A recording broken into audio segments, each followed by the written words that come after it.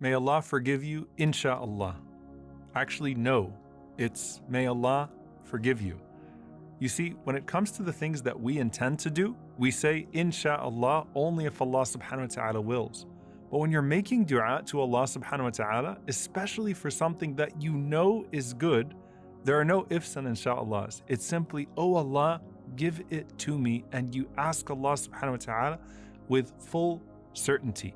You're asking a Lord who told you that He loves to forgive, so don't say forgive me insha'Allah. You're asking Allah subhanahu wa ta'ala who told you that He guides those who seek it, so don't say guide me insha'Allah. Say oh Allah forgive me. Say oh Allah guide me. Say oh Allah give me.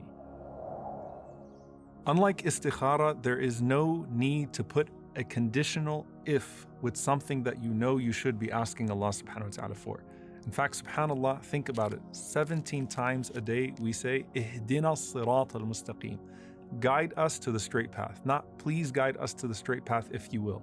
Guide us to the straight path, O Allah, with a sense of dependence, but also a sense of insistence.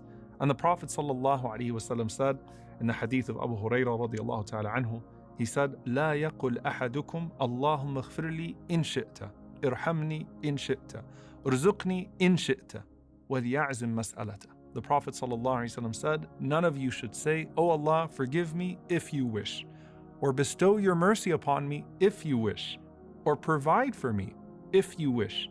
But instead, he should be firm in his request. And he said, subhanAllah, in one narration, وَلْيُعَظِّمِ الرَّغْبَةِ, that let one ask Allah subhanahu wa ta'ala with great hope, because Allah subhanahu wa ta'ala does not think that anything that He gives is too great to give His servants. And He said, sallallahu alaihi wasallam, إِنَّهُ يَفْعَلُ مَا يَشَاءُ لَا مُكْرِهَ لَهُ, that verily He already does what He wills and no one can force anything upon Him.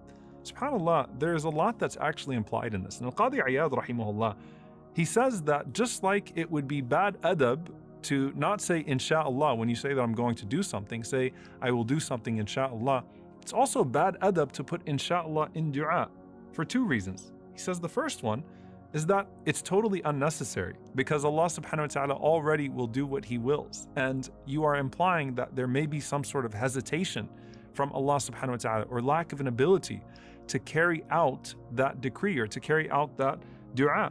The second reason, he says, is actually a sense of self-sufficiency.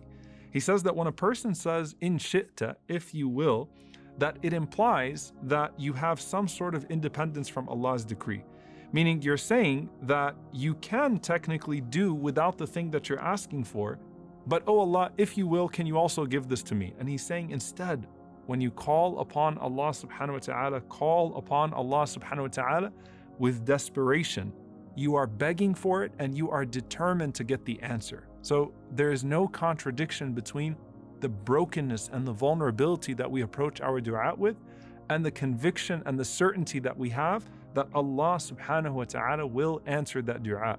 And that is the saying of the Prophet sallallahu alaihi wasallam that Allah has said, أَنَا عِنْدَ ظَنِّ عَبْدِي بِي وَأَنَا مَعَهُ إِذَا دَعَانِي, that I am what my slave thinks of me and I am with him when he calls upon me. And so in the Hadith Qudsi, Allah subhanahu wa ta'ala ties a good opinion of Him with certainty in dua when you call upon Allah subhanahu wa ta'ala.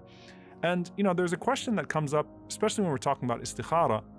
Okay, at what point is my istikhara not bearing fruit anymore? At what point do I move on? And the reality is ud'u Allah wa antum muqinuna bil ijaba. The Prophet ﷺ said, call upon Allah while you are certain. Every single dua has a certain yield, so long as a person is certain in the one who's granting that yield. And so if you made istikhara for something 100 times and the answer was actually rejection, it's merely rejection of the way that you thought it would be best to manifest itself. But Allah subhanahu wa ta'ala could have raised you 100 or 1,000 or 1,000,000 ranks in Jannah by that istikhara while also giving you something better in its place. So there is no such thing as a fruitless dua. And a person should not have a sense of hesitation when they approach their dua and say, maybe Allah subhanahu wa ta'ala is getting tired of hearing me say this dua over and over again. And someone's saying, wait a minute, Do you hear what you're saying? Yes, even the Prophet ﷺ said, Inna Allah la yamallu hatta tamallu. Allah subhanahu wa ta'ala does not tire of forgiving you until you tire of seeking His forgiveness. Allah Azza wa Jal does not tire of answering you until you tire of asking Him. And so you should never think that, maybe I've asked Allah subhanahu wa ta'ala too many times for something, or maybe at this point I should tone down my dua. You should elevate your dua. You should raise your dua. You should have confidence in your dua. The confidence is not that the outcome will be as you wanted it to be. The confidence is that Allah subhanahu wa ta'ala will give you the best outcome based upon His knowledge, His wisdom, His power. And with that, alhamdulillah.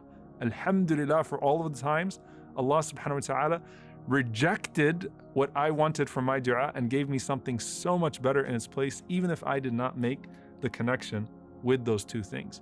And then there's another thing that the scholars mention, that sometimes a person approaches dua with this hesitation because they think maybe I'm too sinful. Like maybe the reason why my du'as are not manifesting in the way that I wanted them to manifest is because, I'm struggling with this and I'm struggling with that. You have all these great Muslims that are calling upon Allah subhanahu wa ta'ala. And so there's an element of hesitation like, oh Allah, if you will, oh Allah, if you want, oh Allah, I know I don't deserve it.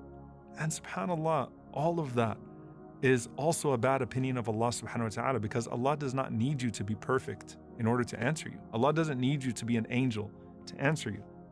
And Imam Sufyan ibn Uyayna rahimahullah, he has probably one of the most beautiful commentaries on this hadith. He says, لا يمنعن أحدكم من الدعاء ما يعلم من نفسه. No one of you should ever find hesitation in their dua because of something they know about themselves. And he says, فَإِنَّ اللَّهَ عَزَّ وَجَلَّ أَجَابَ دُعَاءَ شَرِّ الْخَلْقِ إِبْلِيسَ لَعَنَهُ اللَّهُ. Allah answered the dua of the worst creation, may Allah curse him, Iblis, when Iblis said, قَالَ رَبِّي فَانظِرْنِي إِلَى يَوْمِ يُبْعَثُونَ. When he said, "O my Lord, grant me respite until the day of resurrection." Allah subhanahu wa ta'ala immediately said, فَإِنَّكَ مِنَ الْمُنظَرِينَ, that you are amongst those who have been granted respite.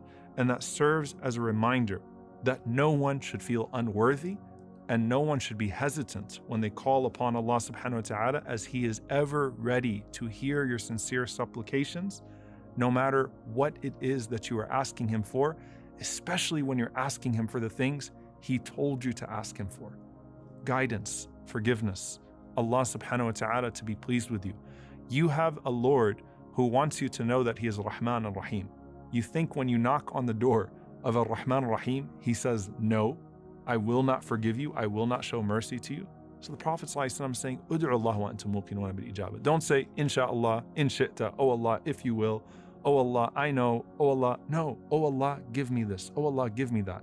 And even with your worldly requests, when Zakariya alayhi salam, and I want to play a scenario out for you. If Zakariya alayhi salam made that dua in Masjid al-Aqsa, and he was saying, I've never been disappointed by you, O Allah. وَلَمْ أَكُنْ بِدُعَائِكَ رَبِّ شَقِيًّا. If Allah did not give Zakariya alayhi salam a child, do you think Zakariya alayhi salam would have regretted that dua? Do you think Zakariya alayhi salam would have said, well, I guess he just disappointed me? No, he would have been pleased regardless. But that's the point. Your relationship with Allah should be one in which you go to Him always desperate, yet confident. Always trying to be better, but not waiting to be better to ask Him. And dear brothers and sisters, we should do our best to remove the barriers between us and Allah subhanahu wa ta'ala so that we elevate the acceptance of our dua and our deeds. But at the same time, don't wait to be perfect when you are calling upon the one who is perfect and who never required from you perfection in the first place.